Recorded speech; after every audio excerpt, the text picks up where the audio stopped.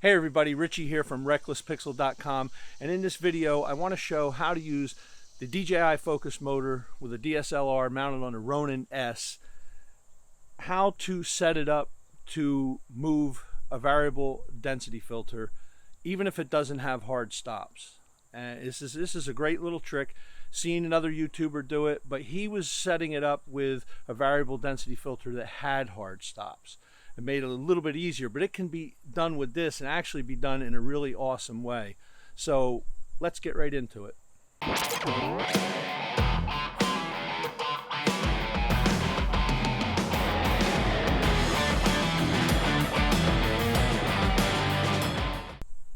Okay, so what we have here is a Ronin S with a focus motor, with a DSLR. This will work with any DSLR. And I have a 24 to 70 millimeter lens, which is a pretty heavy lens.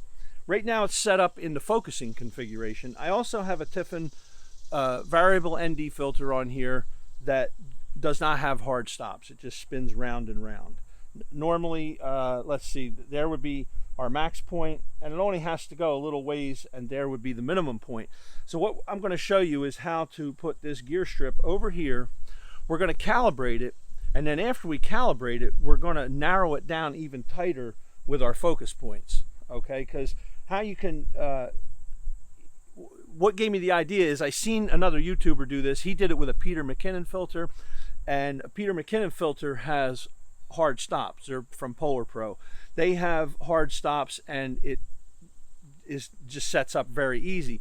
Here we got to go a few steps further, but it's really not that hard because we can calibrate it is one thing, and it's hard to calibrate to an exact spot, but after you've calibrated just a general idea, what you can do is go in and set focus points. Focus points as if you were setting it up to, I call them focus points, but what I mean is you can set specific spots. So if you were focusing, like I would just set it to where I wanted it, hit that button, move it to another spot, hit the button again, and now you see my focusing goes just between those 2 points, no matter how much I turn the wheel, okay? And then if I want to clear that out, just push the button once more. Now the only drawback to this is if you shut the Ronin off, you have to recalibrate everything. That's just the way the system is set up. But you can put the system in neutral and not have to recalibrate. So anyway, let's get right to this. But first I wanted to show that it can be done on smaller lenses, but not, it just depends on your neutral density filter. Like here is a 50 prime that has a 58 millimeter thread, and it you know, the gear strip will go on. And you know, if you're going to be dedicating these gear strips to a specific lens, you can cut these tails off. That's not a problem. But anyway, here is the problem. The problem is, look at how wide this is. This is perfect for a gear strip to go on there. But this guy, his turning disc, the grip, yeah, the filter is wide, but it can be done. I have done it, but I just wanted to point that out. Not too much success. So the best optimum situation is to have a filter that has a wide. So let's get right to this, and let me show you how I set this up.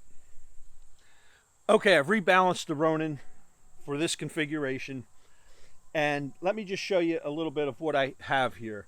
So I have taken a silver Sharpie, and I made a mark where my max point is. It doesn't whether you do it with max or minimum, but it's just a reference point. So I've made a mark there. I even made a little bit of a mark on the front of the filter. I know some of you people are kind of, you know, worried about marking up your camera gear. That's not me.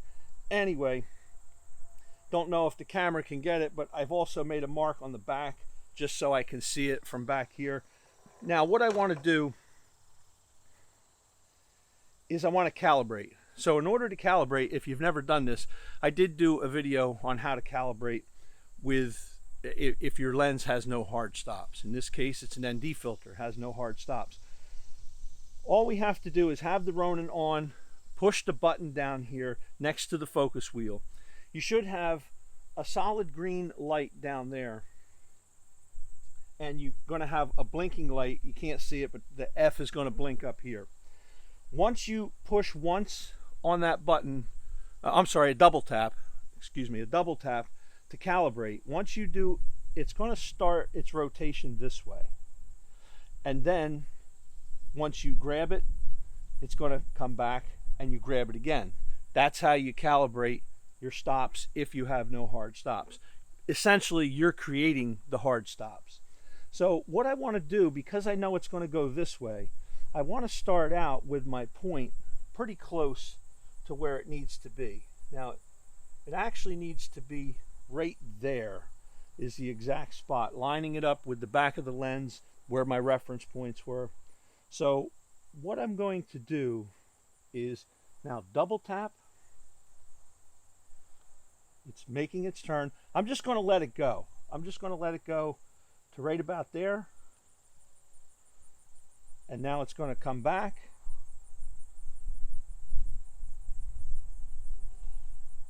Now I actually let it go past the 2 points that I need to have it set. This is way too far.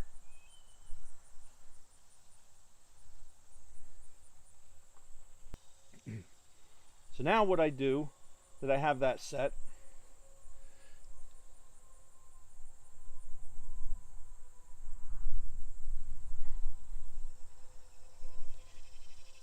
is turn my camera on. Once I have my camera, which is actually already on, once I have the camera on, I can find my darkest point, which I know is right there, because I'm looking at my reference point up there. And all I have to do is push the button next to the focus motor one time. You will start to see a double green blink on that. Now I go the other way, go to my lightest point. I'm looking through the screen on the back of the camera. My lightest point is right about there. And now if I hit one more time right there, all I have are those 2 points.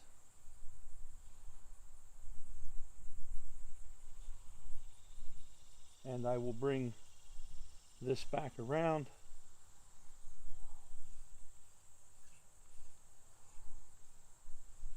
So now I can go out, shoot, and if I need to change my exposure on the fly, I can change, or let me restate that. If I need to keep my exposure perfect on the fly and my exposure is changing due to light conditions, I have the ability to do this right here. Just move the ND filter that we would normally have to do with our hands and fiddle with it and stuff like that. So it's an awesome little trick. All you need is a gear strip, focus motor, ND filter that is wide enough to accept that, and you're good to go. So now if you want to clear it out, all you have to do is push the button one more time, and now that the spots are clear, see now my gear strip is coming all the way around to where it was. So let's just run through that one more time real quick and just cover the highlights of it here. So essentially what you're going to do is you're going to get a neutral density filter that's real wide. You're going to put a gear strip on.